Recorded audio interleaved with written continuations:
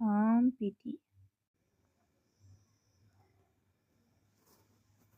පිටි කෝප්පයක් දාගත්තා.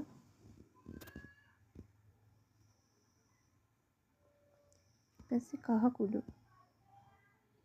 ටිකයි ලුණු ටිකයි බිත්තරය